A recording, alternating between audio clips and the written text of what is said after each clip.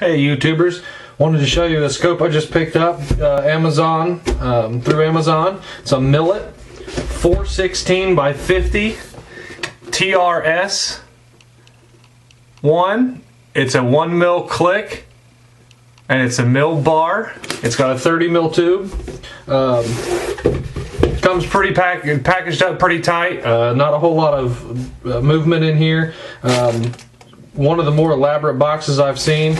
I did already have this out of here just to make sure everything was alright before I did it. Didn't want to do a YouTube video and have a big huge crack in a glass or something like that. Wasn't real happy with the way that Amazon packaged it. It was a long box, like for a big roll of paper, and they only had package stuffing on one side of the box, and when I picked it up, the actual scope was laying on the bottom side of the Amazon box where there was no packing. So God only knows how many times that's bounced around. This particular scope has side focus for your parallax, locking turrets. They just twist here at the bottom and you twist them down. They're pretty tight, not a whole lot of play there. On both windage and elevation. It does come with flip-up caps. Not too bad. They do like to slide off a little bit, so they may get. I might put a little piece of paper or something there to hold them. The fast eye focus on this one has grooves in it, so you can grab a hold of it. But if you'll notice, the inside of the cap also has grooves in it too. So as you turn the fast eye focus, your flip-up cap's going to turn with it. Kind of nice there, so that way, in case it gets moved or something, you know about it. There's also a small dot right by the 0 on the indicator there to show you where center is. It doesn't have a D10 in it, but at least you have a reference point there. The actual zoom ring here does have a D10 in it at 10, so that's where you're going to do all of your adjustments or estimations using your mil bar on it. So that's nice that it clicks at 10 so that you can actually feel it instead of have to look around the scope. These turrets are settable at resettable at 0. You just undo the centerpiece, pick up, turn.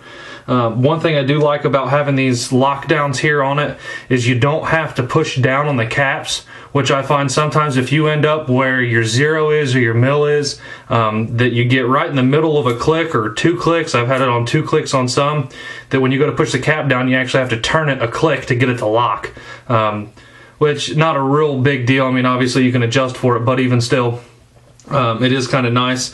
These are real nice, large, readable numbers here. So you definitely don't have a problem with that. This does have an illuminated reticle on it. It is green. I'm not sure if you're going to be able to see it through the scope itself.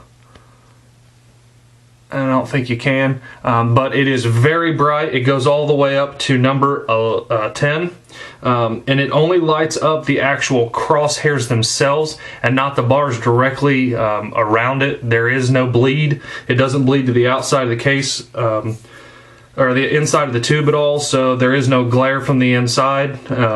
Really a fan of that. Haven't had some cheaper scopes before that they bleed really, really bad. This one has no bleed at all, and it only lights up the center portion of the crosshairs where your actual mil dot estimations are going to be. Really wish you guys could see that.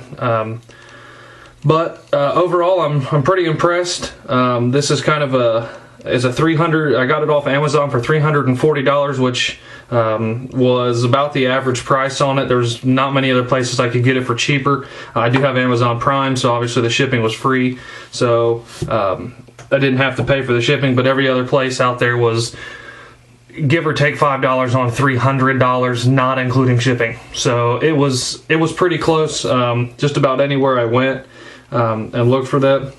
Haven't got this, obviously, shoot it yet, considering the fact I just got it today, but it will be interesting to find out how this performs, and we'll put that on top of the my Mossberg MVP. That was what I originally purchased it for. For those of you who haven't seen it or are looking for a picture on an MVP, I've left just the lower pieces of the rings on here, get an idea of what this is kind of going to look like once it's set up on there. There's not a lot of pictures of or videos of Millet scopes out there, nor are there very many of the MVP. This is the longer Predator too, so Don't have the caps on here, so I'm gonna try to hold it in place, but you can kind of get a side shot here. This is the 50 with the Millet high scope rings on it. Had to go with high because of the actual flip up caps that go on it. Tried to measure it out, but was still a little leery of how much room I was going to have, so I went ahead and went with the highs. We'll find out. It does sit quite a bit. I can slide a pinky underneath it, between the actual objective here on the end and the barrel itself. So we'll see. May have to come down with it depending on if I want to deal with those caps or not. They are real tight caps, and they do take a little bit of effort to actually get it open, to get them to pop up, but we'll see. Until then, I'll give you an update after I get to shooting this and see, and I will let you know how it turns out.